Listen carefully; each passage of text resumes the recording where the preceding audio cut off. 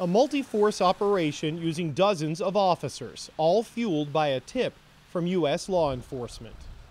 We did receive credible FBI information regarding an attack plot with no specific time, date, or location affixed to it.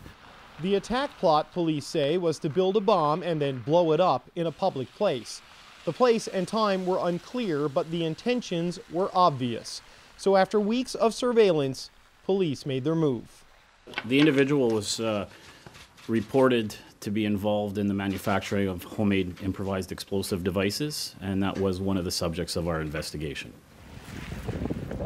The individual is a teenage boy whose identity and personal details are protected by a publication ban because of his age. He made a brief court appearance this afternoon on terrorism charges. He will be back in court next week. The police made the arrest not because an attack was imminent, but because they felt they had enough evidence to block off streets and search houses. At no time was there a threat to public safety. The decision to arrest was made strictly on the collection of evidence and accumulating a substantial amount of evidence that allowed us to charge. No further need to pursue the investigation at that time. All of which raises a lot of questions about what happened with this man.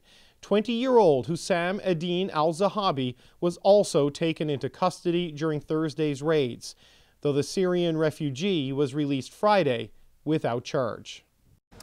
Well, tonight, Hussam al-Zahabi is home. His father has maintained from the very beginning that his son did nothing wrong, and now they have been reunited as a family.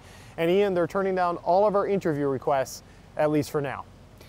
And David, we know, of course, that police spoke to the media today, but they also reached out to members of the Kingston community. And what was their message there?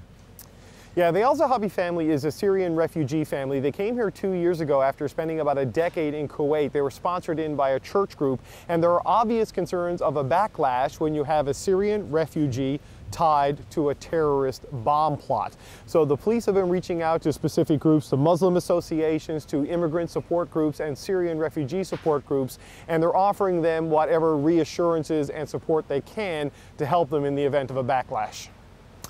Thank you, David. David Cochran reporting from Kingston tonight.